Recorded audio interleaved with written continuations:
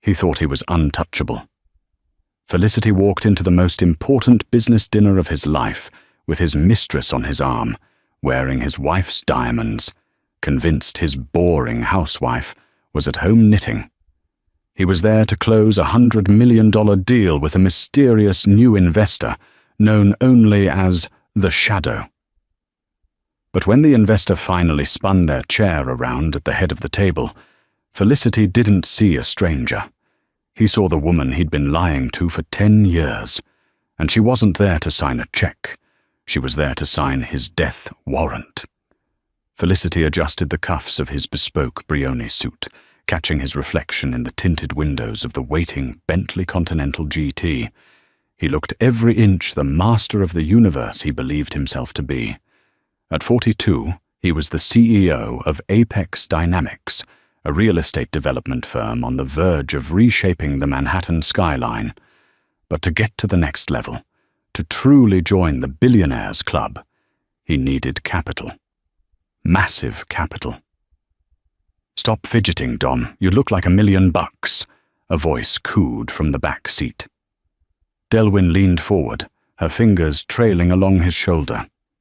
She was 23, a former runway model for Gucci, who had decided that being the arm candy of a married CEO was a more lucrative career path.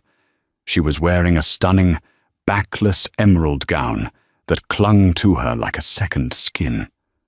Around her neck sat a diamond choker that had cost Felicity $50,000, money he had quietly siphoned from a joint account he shared with his wife, Victoria. "It's not just $1 million, Tiff," Felicity snapped, though he softened his tone when he looked at her. "Tonight is a $200 million night. If I land this deal with Amanda Capital, I'm done with the small leagues. I'll own this city." "And what about her?" Delwyn asked, her voice dropping to a conspiratorial whisper. "Does the dowdy Duchess know where you are?" Felicity laughed, a cruel, sharp sound. "Victoria? Please. She thinks I'm at a retreat in the Hamptons for stress management. She's probably sitting on the couch in her sweatpants, watching reruns of The Crown and eating yogurt. She hasn't had a clue about my business, or us, for 3 years." Victoria, his wife of 15 years. In Felicity's mind, she was a relic of his past. She had supported him when he was a nobody, working double shifts as a paralegal while he finished his MBA at Wharton, but he had conveniently forgotten that part of their history. Now he saw her only as an anchor dragging him down, too plain, too quiet, too uninterested in the glamorous life he felt he deserved. "I still don't get why I had to come," Delwyn pouted, checking her makeup in her compact mirror. "Business dinners are boring." "Because, babe," Felicity said, checking his Rolex Submariner, "this investor, V. Amanda, is rumored to be a European playboy.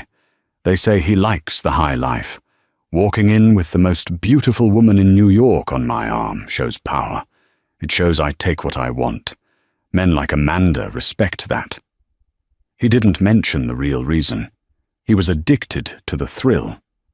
Parading his mistress around in public, right under the nose of his social circle, gave him a rush of adrenaline.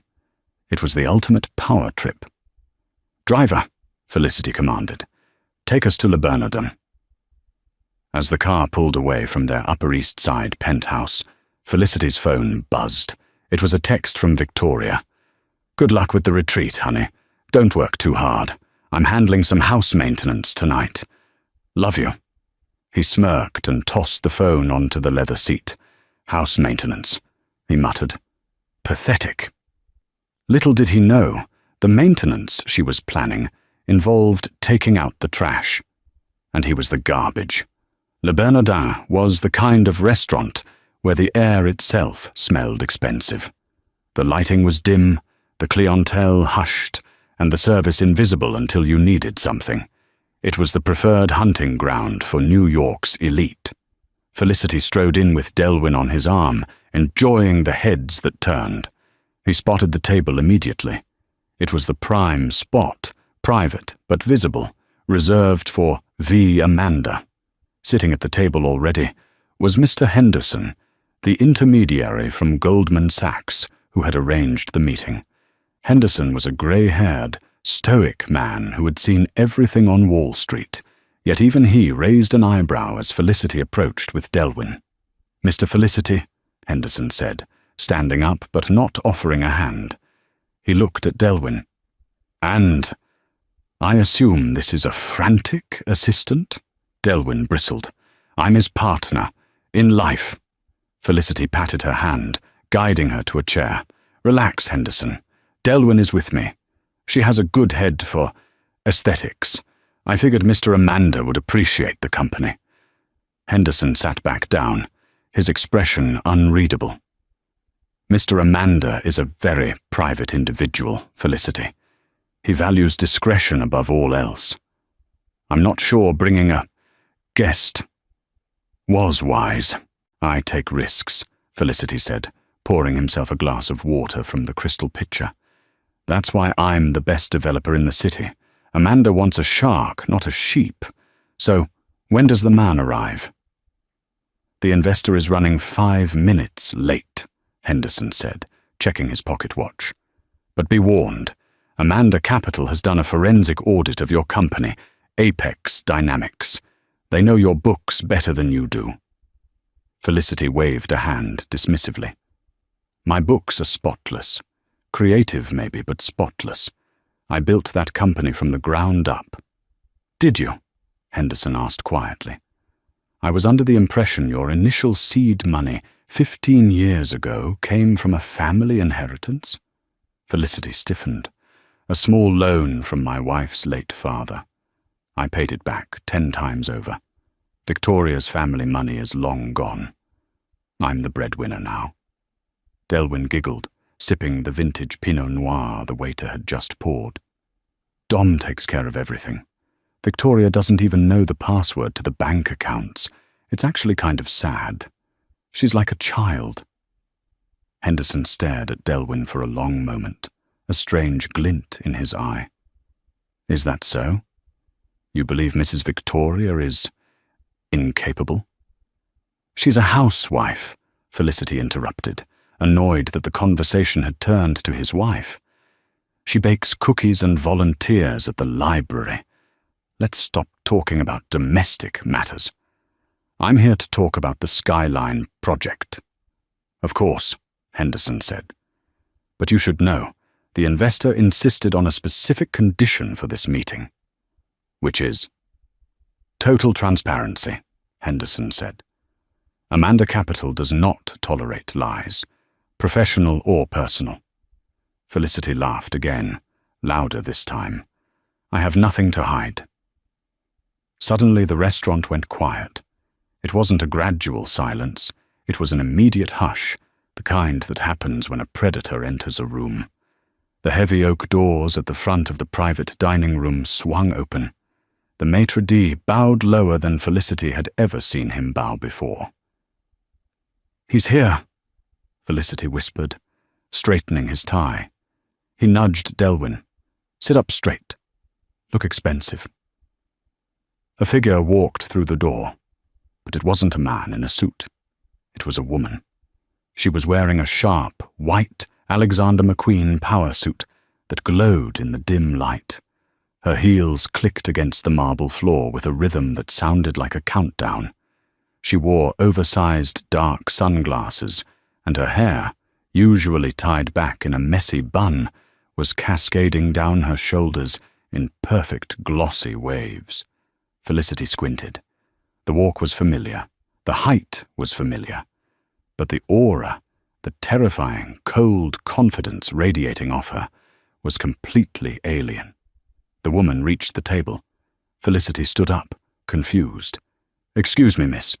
We're waiting for Mr. Amanda." The woman reached up and slowly removed her sunglasses. Her eyes were cold, hard steel. "Sit down, Felicity," Victoria said. The silence at the table was so heavy, it felt like it could crush Felicity's lungs. He blinked, once, twice, sure that he was hallucinating. "Victoria," he choked out, His voice cracked, stripping away the CEO bravado in an instant. Delwyn dropped her fork. It clattered loudly against the fine china. "Wait, this is the wife? The librarian?" Victoria didn't even look at Delwyn. She didn't scream. She didn't throw a drink.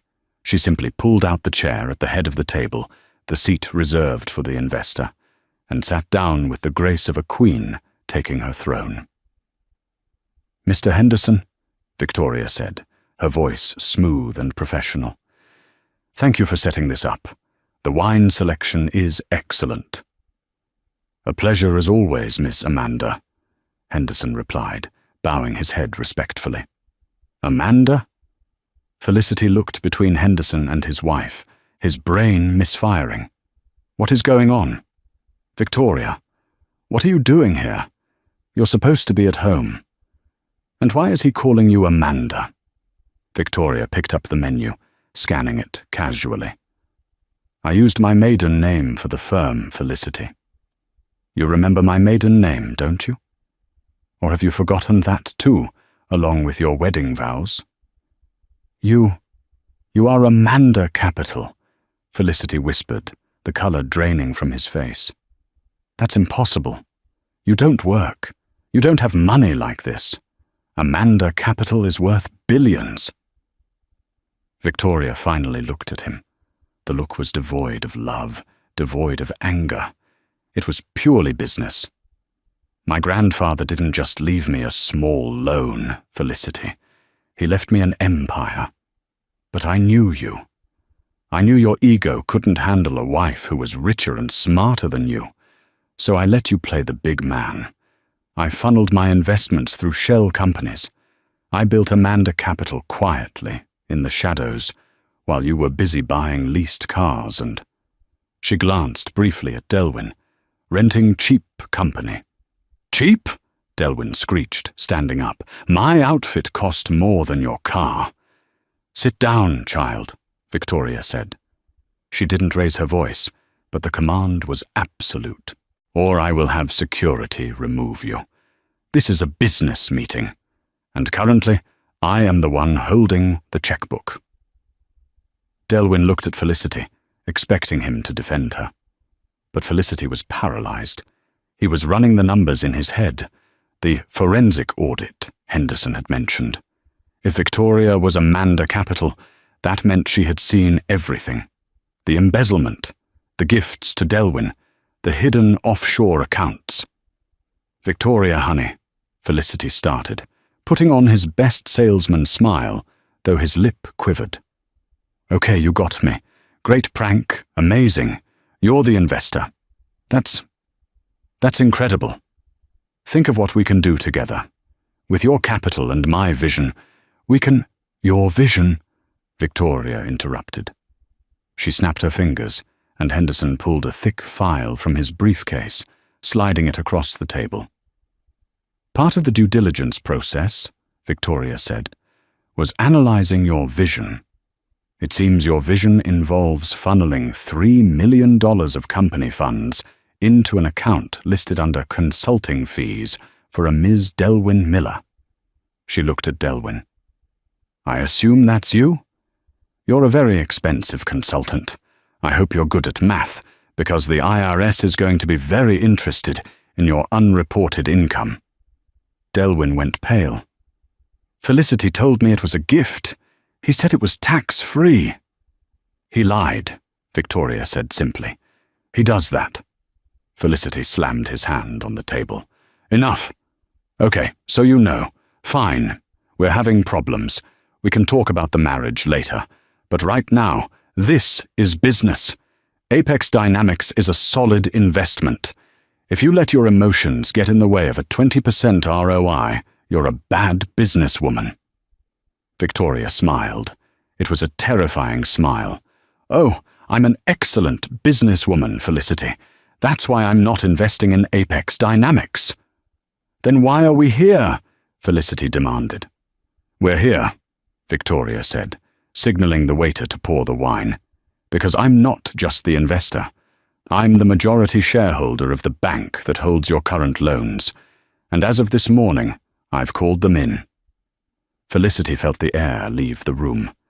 The ambient noise of Le Bernardin, the clinking of silver against porcelain, the soft hum of conversation, seemed to fade into a dull roar in his ears.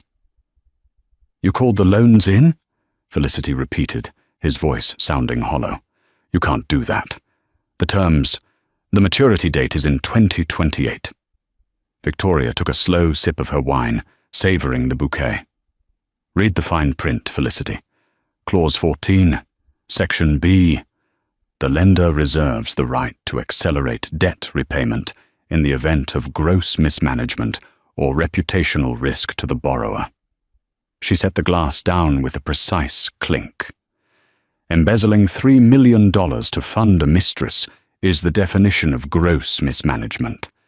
And as for reputational risk, well, having the CEO indicted for tax fraud tends to make investors nervous. "Tax fraud?" Delwyn squeaked, her hands trembling as she clutched her designer purse. "Felicity, you said the accountant handled everything. You said I was an employee." "Shut up, Delwyn!" Felicity roared, causing heads at nearby tables to turn. He lowered his voice, leaning over the table, his face turning a blotchy shade of red. "Victoria, listen to me. If you sink Apex Dynamics, you sink us. That company is our future. It's my legacy. If I go down, half your assets go down with me. We are married, remember. Community property." Victoria laughed softly.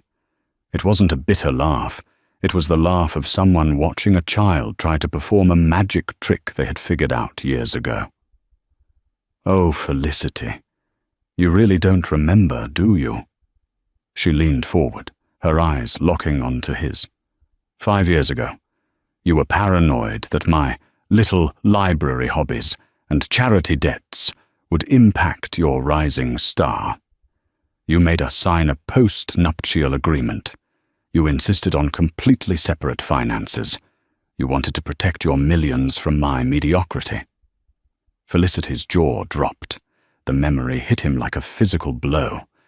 He had done that.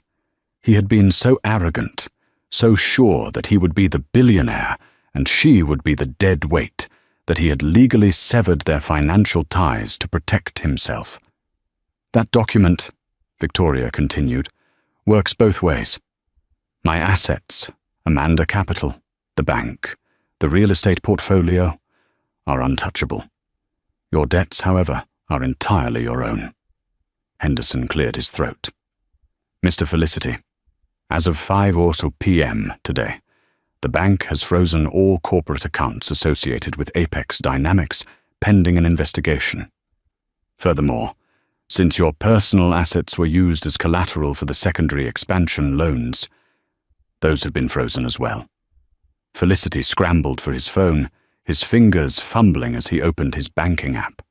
He tapped the screen frantically. Access denied. Contact your financial institution. He tried his credit card app. Suspended. "This isn't happening," Felicity muttered, sweat beading on his forehead. "This is a nightmare." "No, Felicity," Victoria said, cutting into her sea bass. "The nightmare was the last 10 years of me waiting for you to come home, smelling like her perfume, while I managed your mother's hospice care alone. The nightmare was you missing our anniversary to take her to Cabo. This is just waking up." Delwyn stood up, her chair scraping loudly against the floor. "I'm leaving. I didn't sign up for this. I date rich men, Felicity, not broke fraud cases." "Delwyn, wait!" Felicity reached for her arm, but she recoiled. "Don't touch me, and don't think I'm going down for your tax mess," she hissed. She looked at Victoria. I didn't know he was stealing the money. I'll testify. I'll tell them everything if you keep my name out of the papers." Felicity looked at Delwyn with betrayal written all over his face. "After everything I bought you? The apartment. The car." "The car is leased in the company name," Victoria corrected helpfully. and I've already sent a tow truck to pick it up from Ms. Miller's residence. As for the apartment, the rent hasn't been paid in 2 months. Felicity seems to be having cash flow issues." Delwyn let out a horrified gasp, spun on her heel, and stormed out of the restaurant, leaving a trail of expensive perfume and shattered dignity in her wake. Felicity slumped in his chair. He was alone now. Just him, the wife he had underestimated, and the lawyer who had executed his execution. "What do you want, Victoria?" Felicity whispered, defeated. "You want me to beg? Is that it? Fine, I'm begging. Don't destroy the company. It employs 300 people. "I'm not destroying the company," Victoria said calmly. "I'm saving it. Apex Dynamics has good bones. It just has a rotten head." She signaled for the check. When the waiter arrived with the leather folder, he instinctively placed it in front of Felicity. Felicity stared at the bill. $200. He didn't have a working card. He didn't have cash. Victoria watched him for a long, agonizing minute. The humiliation in his eyes was palpable. He was a king who had just realized he was naked. Finally, Victoria reached over, took the folder, and placed a sleek, black titanium card inside. "I'll get this," she said to the waiter. She looked back at Felicity. "Consider it a severance package. You're fired." The next morning, the sun rose over Manhattan with a cruel brightness. Felicity had spent the night in a cheap motel in Queens, the only place he could afford with the $80 of emergency cash he had found in his glove compartment. He hadn't slept. He had spent the entire night pacing, calling every board member, every ally, every friend he thought he had. No one answered. At 8 a.m. sharp, he stood in front of the Apex Dynamics tower. It was a gleaming structure of glass and steel that he had commissioned. His name wasn't on the building, but his ego was embedded in every girder. He straightened his wrinkled tuxedo jacket. He hadn't been able to go home to change because his key fob to the penthouse had been deactivated, and marched toward the revolving doors. "Mr. Felicity, sir." The security guard, a man Felicity had walked past for 5 years without ever learning his name, stepped in front of him. "I can't let you in." "Get out of my way, Johnson," Felicity snapped. He guessed the name. It was wrong. "I'm the CEO of this company." "Not anymore, sir," the guard said, looking uncomfortable but firm. "I have strict orders from the new acting chairperson. Your security clearance has been revoked." "Revoked? By who? My wife?" Felicity laughed hysterically. "She can't just take over. There's a board of directors." "The board met at 6 a.m., Felicity." The voice came from the lobby. Felicity looked through the glass to see Peter, his CFO and best friend from college, walking toward him. Peter looked tired, but he was dressed impeccably. "Peter!" Felicity shouted, pressing his hands against the glass. "Tell this rent-a-cop to let me in. Tell them what Victoria is doing." Peter signaled the guard to open the door, but he didn't step aside to let Felicity pass. He stood in the doorway, blocking the entrance. "The board voted unanimously, Dom," Peter said quietly. "We removed you as CEO effective immediately. Cause for termination: embezzlement, breach of fiduciary duty, and gross misconduct." "Unanimously?" Felicity felt the ground sway. "But you? We played golf on Sunday. You're the godfather of my non-existent children. You sided with her." "She brought receipts, Dom," Peter said, his voice hardening. "She showed us the transfers to Delwyn Miller. She showed us the shell companies you were using to hide losses. And then she showed us the check from Amanda Capital. She's injecting $50 million to stabilize the company and save everyone's jobs. The only condition was your removal." Peter looked at his old friend with pity. It was a simple choice: save the company or save the guy who was robbing it. "I chose the company." "I built you," Felicity spat. "I made you rich." "And you almost sent me to prison," Peter retorted. "The SEC is already in the building, Dom. They're seizing your hard drives. If I were you, I wouldn't be trying to get in. I'd be trying to find a lawyer, a cheap one." Felicity stumbled back onto the sidewalk. People were staring.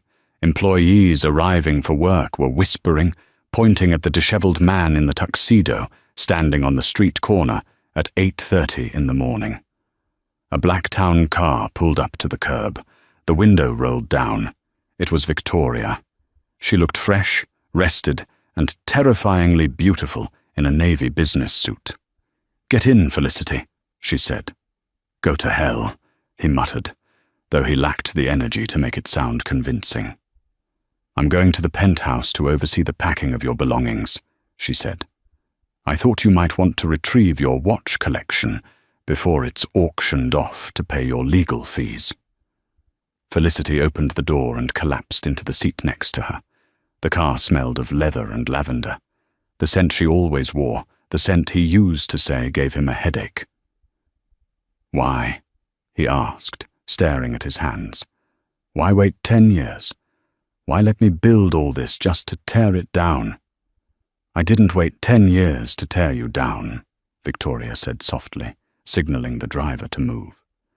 "I waited 10 years hoping you would grow up. I waited for you to stop needing the validation of strangers and plastic women.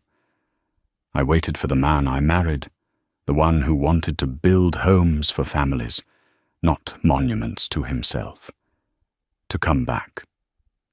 She turned to look at him, her expression sad. "But he never came back. You just got hungrier. And when you started stealing, when you started risking the livelihoods of the people who worked for you just to buy Delwyn a necklace, I knew I had to stop you." "I can fix it," Felicity said, a desperate plan forming in his mind. "I can pay it back. I have friends. I have connections." "You have nothing, Felicity," Victoria said. "I spoke to your friends this morning. The country club membership? Revoked. The yacht club? Revoked. Even your tailor called to cancel your fittings. You see, these people didn't like you, Felicity. They liked your proximity to power, and you are now powerless." The car pulled up to their building, the Trump International Hotel and Tower, but there were news vans outside, cameras, reporters. "What is this?" Felicity asked, panicked. "I told you," Victoria said, putting on her sunglasses. "Hard karma. The press caught wind of the SEC raid. They know about the embezzlement, and they know about the Mistress."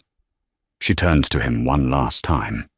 "I'm going in through the private garage. You, however, are getting out here." "Here? In front of the cameras?" "You loved the spotlight, Felicity," Victoria said, reaching across him and opening his door.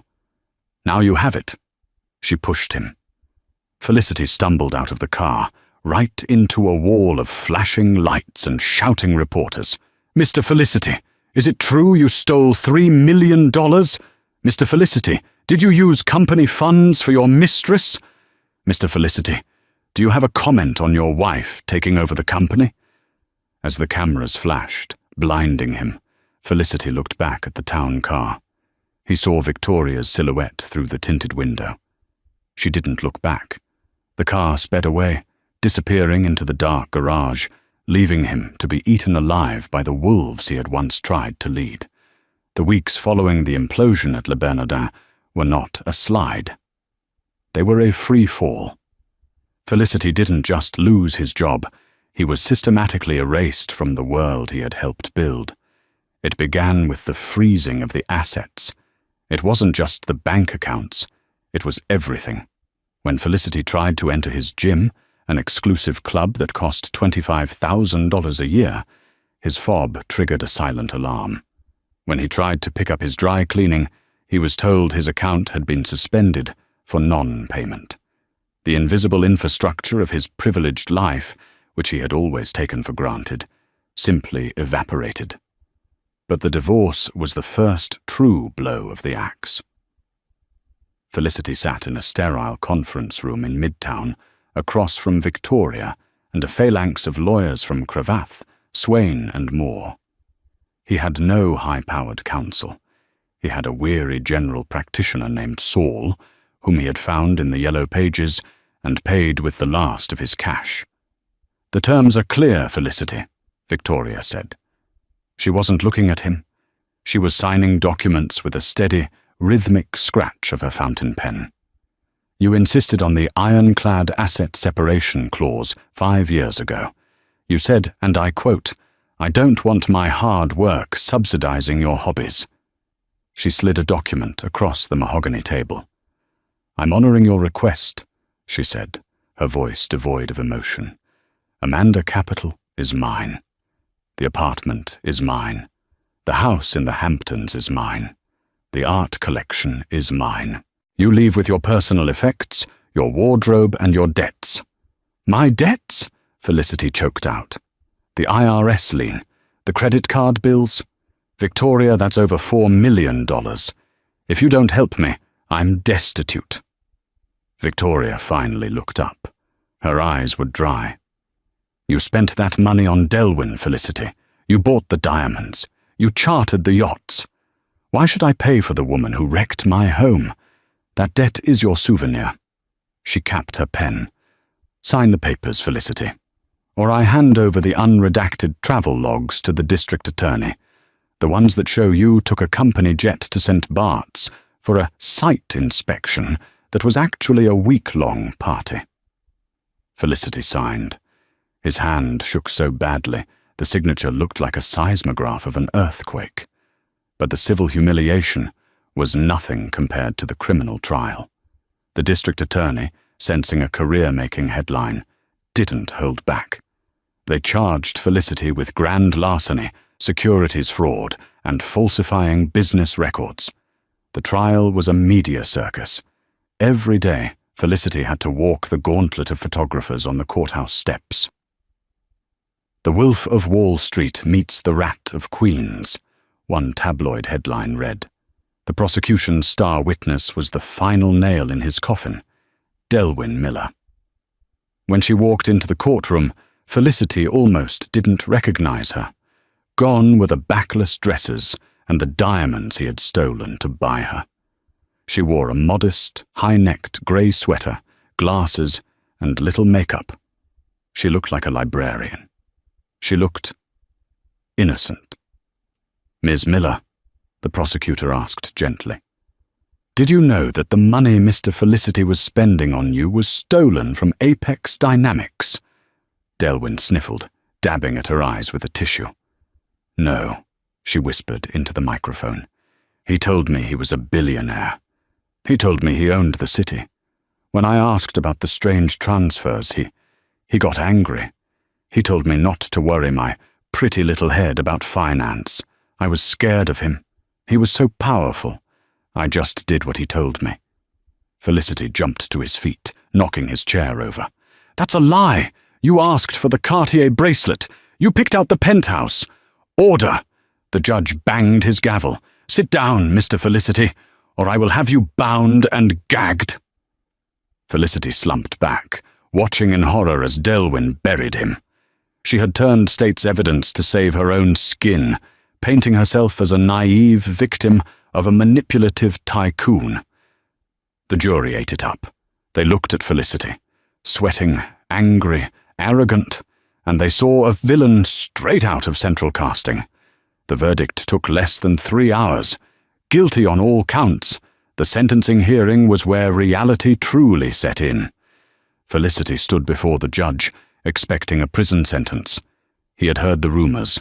5 to 10 years in federal prison. "Mr. Felicity," the judge said, peering over his spectacles, "your actions were reprehensible. You betrayed your shareholders, your employees, and your family." The judge paused. "However, the victim, Apex Dynamics, now under the leadership of Ms. Victoria Amanda, has requested leniency regarding incarceration. She argues that you cannot pay restitution if you are sitting in a cell." Felicity felt a flicker of hope. Victoria was saving him. Therefore, the judge continued, I am sentencing you to 5 years of strict probation. You will perform 2,000 hours of community service, and you are ordered to pay restitution in the amount of $3.2 million. Your wages will be garnished at a rate of 60% until the debt is paid in full. You are also barred from holding any officer position in a publicly traded company for life. It wasn't mercy. It was slavery. Victoria hadn't saved him from prison. She had sentenced him to a lifetime of poverty. She wanted him out in the world, working, struggling, and remembering what he had done every time he looked at his paycheck. The fall from the penthouse was literal. Evicted from his temporary hotel, Felicity moved into a basement studio apartment in Astoria, Queens. It was a concrete box with one small window at street level, offering a view of passing ankles and piles of trash. The radiator clanked all night like a dying engine. The shower had 2 temperatures, freezing and scalding. To pay off the first installment of his restitution, the court ordered a liquidation auction of his personal property. Felicity stood at the back of the auction house, wearing a baseball cap, watching his life being sold off piece by piece. Lot 45, the auctioneer boomed. A Patek Philippe Nautilus, rose gold.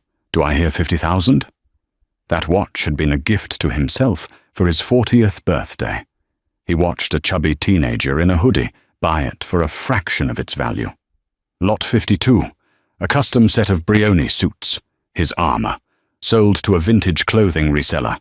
Lot 60, a collection of vintage wines, retrieved from the defendant's private cellar. Felicity felt tears prick his eyes. He had collected those bottles for decades, saving them for special occasions. Now, strangers would drink them, laughing about how they got them cheap from that criminal CEO. When he walked out of the auction house, his pockets were empty. He had $400 to his name and a debt that would take 3 lifetimes to pay off. Finding a job was the next circle of hell. Felicity had an MBA from Wharton. He had run a $100 million company, but his resume was now a radioactive warning sign. He applied for management jobs. Rejected. He applied for consulting gigs. Ignored. He applied to be a shift manager at a hardware store. Overqualified, the manager told him, eyeing him suspiciously. And honestly, buddy, I Googled you. I can't have a guy who stole $3 million running my cash register. Desperation set in. The rent was due. He was eating instant noodles and skipping meals. The hunger was a constant, gnawing reminder of the steak dinners he used to leave half-eaten. Finally, a break. A small livery cab company in Long Island City was hiring drivers. They didn't care about his MBA or his scandals. They cared that he had a clean driving record and a pulse. You drive the night shift, the dispatcher, a gruff man named Sal, told him. 6 p.m. to 6 a.m. You pay for your own gas. You keep the tips. You crash the car. You buy the car. Capiche? Understood, Felicity said, staring at the scuffed linoleum floor. And hey, Sal added, pointing a greasy finger at him. I know who you are. I saw the news. You try any funny math with the meter, and I'll break your legs myself. We don't do white-collar crime here. We do street justice. I just want to work, Felicity whispered. 6 months after the dinner at Le Bernardin, on a grey, drizzling Tuesday, Felicity found an old box in his closet. Inside was his company laptop and an encrypted hard drive belonging to Apex Dynamics. He hadn't realized he still had them. He knew he had to return them. If he didn't, it could be a violation of his probation. He took the subway into Manhattan. He couldn't afford a cab, even though he drove one. He emerged from the station and walked toward the tower he used to rule. The building looked different. The landscaping was lush. The energy was vibrant. People were bustling in and out, smiling. It didn't look like a crime scene anymore. He approached the reception desk.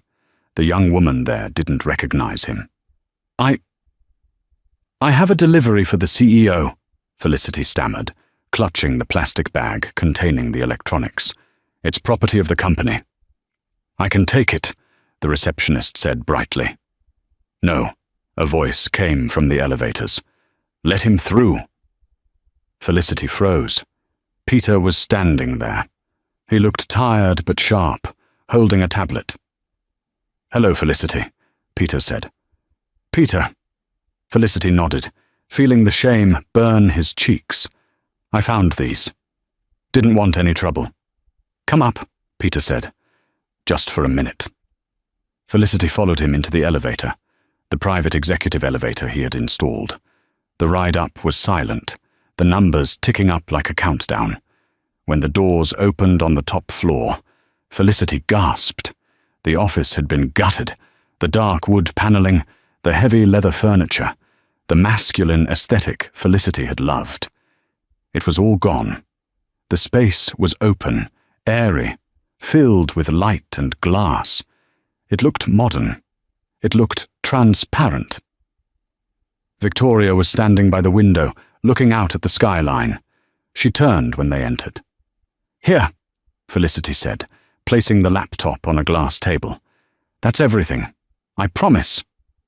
Victoria looked at the bag, then at him. She took in his frayed collar, his scuffed shoes, the dark circles under his eyes. Thank you, she said. I see you changed the office, Felicity said, trying to fill the silence. We changed the culture, Victoria corrected. We opened the books. We gave the employees profit sharing. It turns out people work harder when they aren't afraid of their boss. She walked over to a model on a pedestal. It was a 3D rendering of the new Skyline project. We finished the Skyline project, Felicity, she said softly, but we renamed it. It's the Phoenix Tower now. Fitting, Felicity muttered. You rose from the ashes. We all did, Victoria said. She looked him dead in the eye. Except you. You're still holding on to the match. What do you want me to say, Victoria? Felicity snapped, a flash of his old temper surfacing. That I'm sorry? I've said it. That I'm suffering. Look at me. I drive a town car for $12 an hour. I live in a basement. You won. Is it enough? Victoria didn't flinch.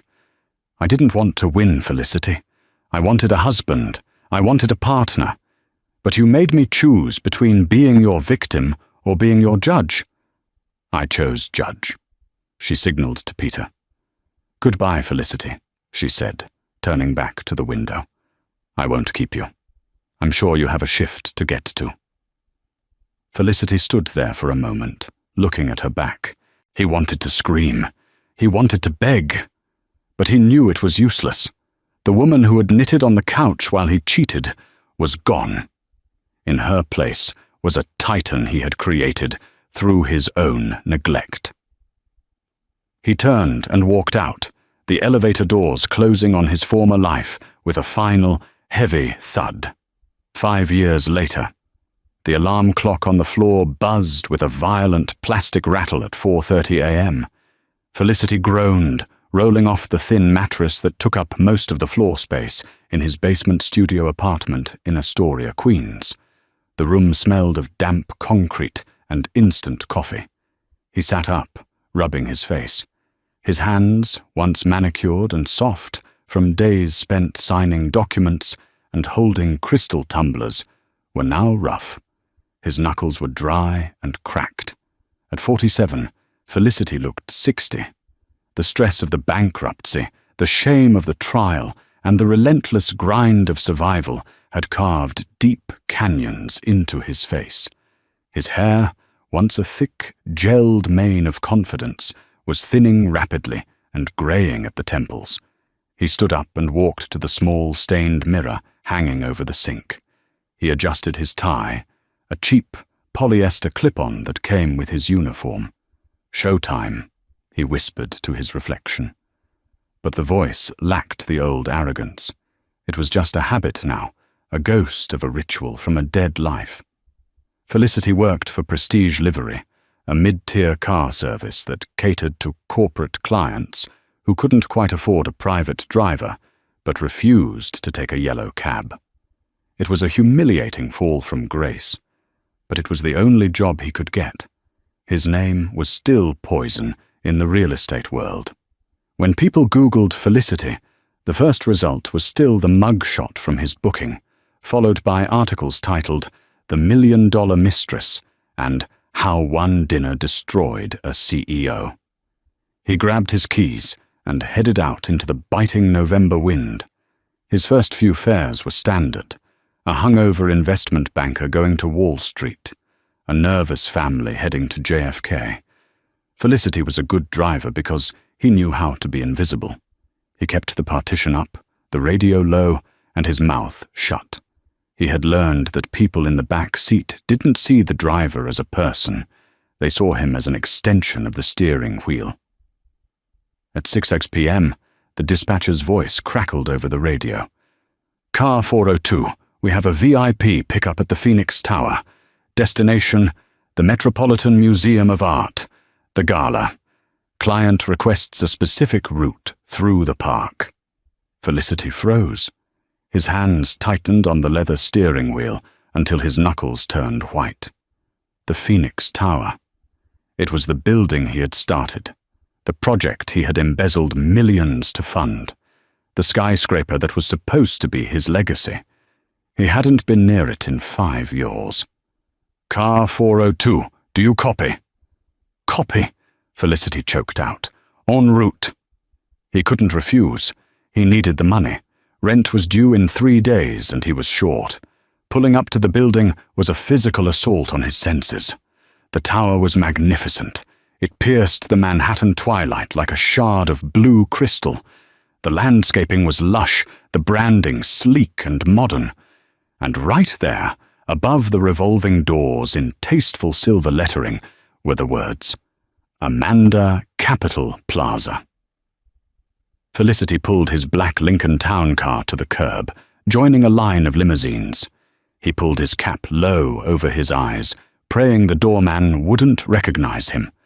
But he needn't have worried. The doorman was new. The old staff, the ones Felicity had screamed at for not opening doors fast enough, were long gone. The revolving doors spun, and a couple emerged. Felicity felt his breath hitch in his throat.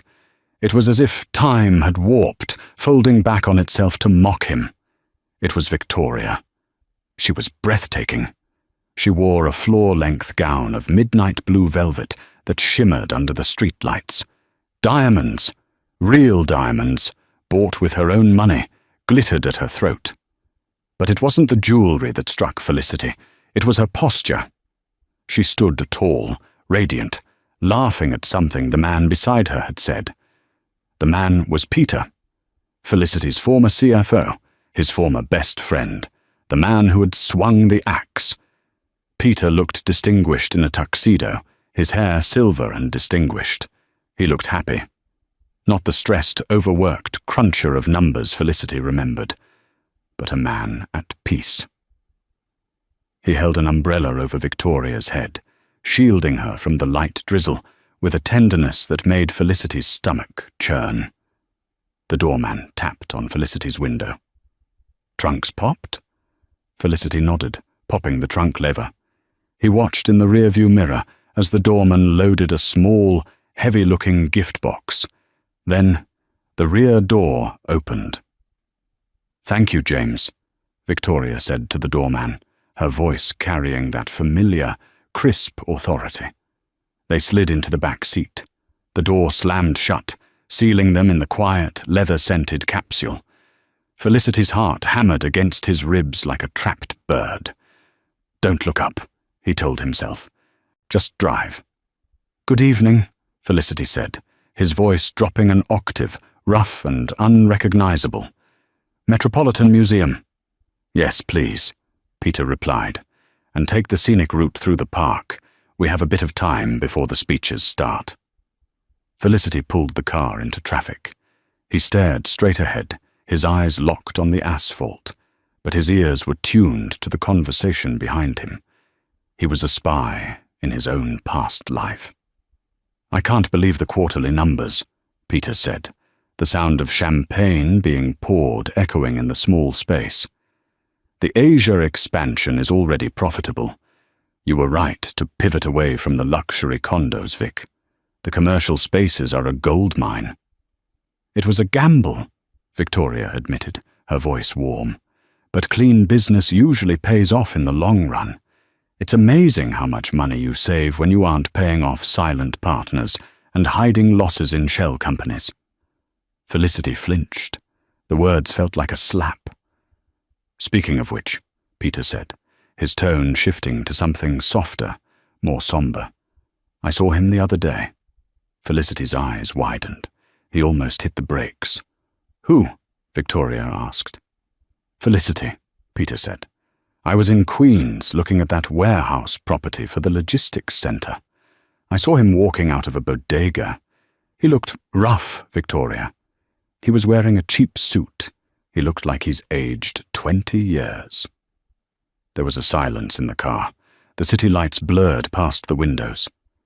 "Did you talk to him?" Victoria asked. Her voice was devoid of malice, which somehow made it worse. It was just curious. "No," Peter sighed. "I didn't think he'd want to see me. And honestly, I didn't know what to say." "Sorry I fired you and married your wife," seemed a bit harsh. "You didn't marry his wife, Peter," Victoria corrected him gently. "You married the woman he never bothered to meet. Felicity was married to a mirror. He only ever saw himself." "Still," Peter said, "do you ever feel bad? We took everything, the company, the assets, the friends." Felicity held his breath, waiting for the answer. He wanted her to say yes. He wanted her to say she missed him, that she regretted the ruthlessness, that she still thought about him late at night.